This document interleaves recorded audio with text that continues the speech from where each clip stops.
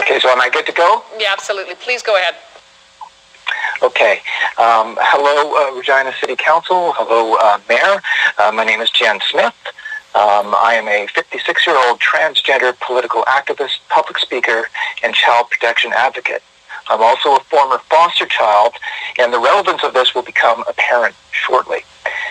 In addition to being transgender myself, for 4 years now, I have been researching, writing, and giving public talks on the dangers of child medical sex reassignment, also known as transitioning, and related issues. My primary focus has been on vulnerable youths and foster children. In this regard, I've been working for 2 years to try to bring about provincial and national inquiries on this subject. I'm not speaking to you today to push a particular political party's agenda. I'm not religious, so I'm not here to tell you that being transgender is wrong or against God's will or anything like that. I'm transgender myself, thus I obviously have no problem with people living and expressing and loving as they like. The reason that I want to speak to you today on this subject is to bring to your attention various facts and statistics that I believe should dissuade all elected officials from approving of any laws or legislation that removes from the table counseling options for gender dysphoric youths.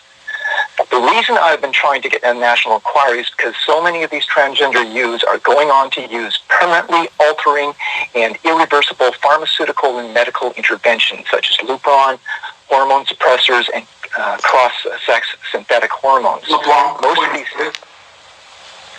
Jenn Smith, please, 1 moment, please. Councillor LeBlanc. I'm going to question the relevance of this to the matters before Council today. Thank you. Okay, so can I answer that? Please go ahead.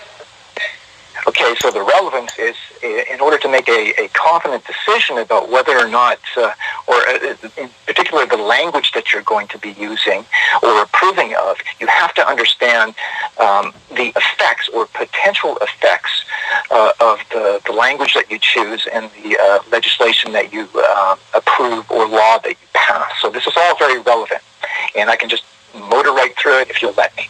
1 moment, Councillor LeBlanc.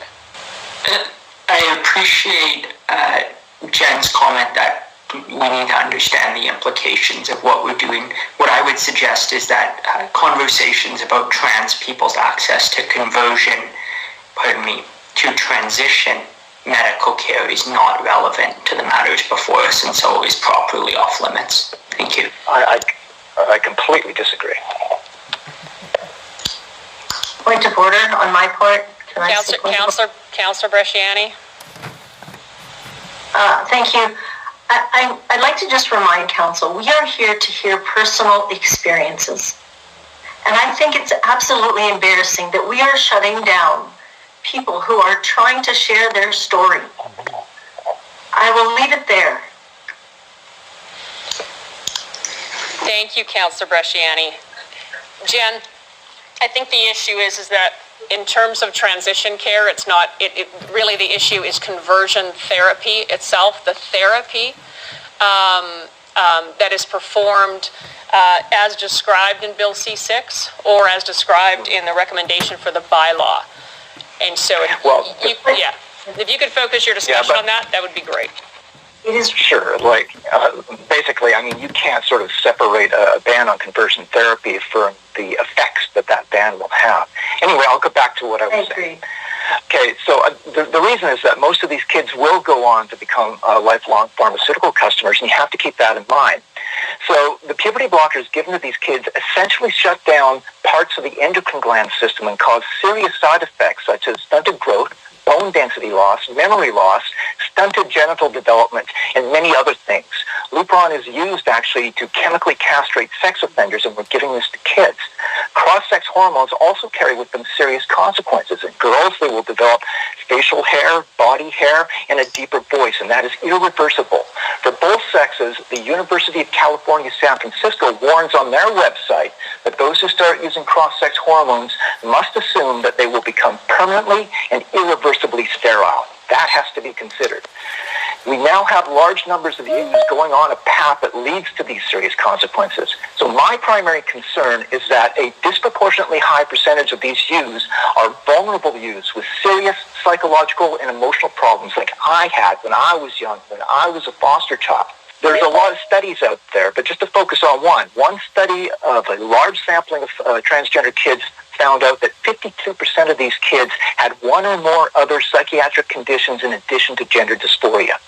Now, there's all kinds of ways that you can sort of explain that away, but there are other things that are difficult to explain away, such as autism.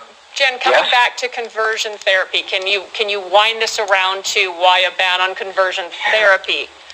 Because you have to understand the children. Okay, so I'm a former foster child, okay, and I'm a former child who had all kinds of psychological and emotional problems. So you have to understand who are identifying as transgender, the effects on them, and why you need to be very careful in the language that you're using. So just a couple more quick points. So autism. Various studies have shown that between 8% and 54% of transgender youths are on the autism spectrum. Now those numbers aren't particularly alarming until you understand the rate of autism in the general population of youths, which is 1.7%. So for, between 8% and 54% of transgender youths to be on the autism spectrum, that is alarming. Now, personally, as a former foster child, this became very relevant to me when a couple of years ago, the leading gender specialist in British Columbia, Dr. Wallace Wong, revealed that half of his 1,000 gender dysphoric youths were from the Ministry of Child and Family Services. Point. Councillor Stanachek. I just think that anyone who's trans, who's listening to this, or people from the LGBT communities feeling that they're being very hurt by this conversation right now of what's being said. I talk to transgender people all the time. They're not hurt. I'm very, very close to being done. Can I finish? On conversion therapy, certainly. Yeah, okay, so what I'm saying is that half of his 1,000 patients were from the Ministry of Child and Family Development. They were foster kids. They were kids in unstable housing situations. So these are kids who are highly vulnerable and wounded, looking for a new identity.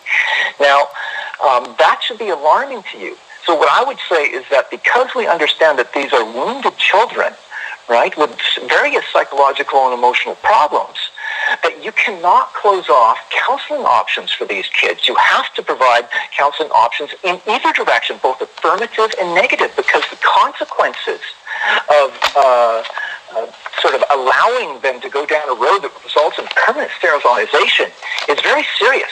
So I would say that I would implore it upon Regina on behalf, especially the foster children who do not have parents to look out for them, that all counseling options need to be left open. Thank you very much. Thank you. Councillor Shaw.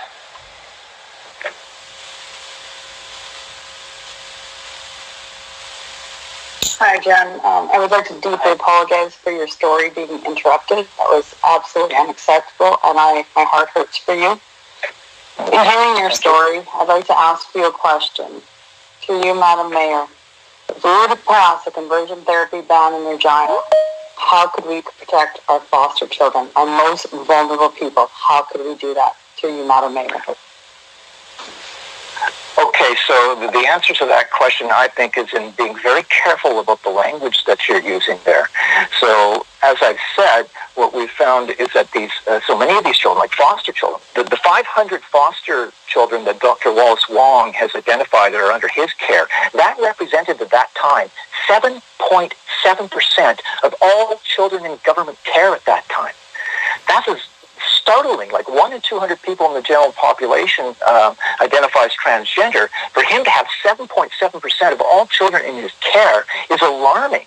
So that suggests to me that we have children who are wounded, looking for a new identity, who are making sort of rash decisions and, youthful, uninformed decisions, and they need access to counseling that might move them away from, potentially sterilizing themselves and permanently altering their bodies. So what I'm trying to implore here today is that you make sure that particularly for children, and specifically for these vulnerable children, autistic kids, kids with all these psychological problems, foster kids. But the language that you're approving of, whether that's at the federal level or at the municipal level, is very specific to allow for counseling both ways, because as somebody, a speaker earlier already mentioned, that when you leave these kids alone and don't affirm their gender identity, up to 85% of them will desist. So we need to make sure we're not sterilizing children unnecessarily. And as a further note, I don't know about the ratio in Saskatchewan, but in British Columbia, half of all children in government care are Indigenous children. So that should be alarming to you as well. Councillor, do you have a follow-up question? No, I don't. That's fine. So thank you very much for making us mindful of that if we go further. Thank you. I'll thank you for the presentation this afternoon, Jenn Smith, and ask that you please leave the meeting now. Okay, thank you. I just believe perhaps that it's worth stating that LGBTQ2 plus people are not broken, they are not disordered, and they are not damaged. Next.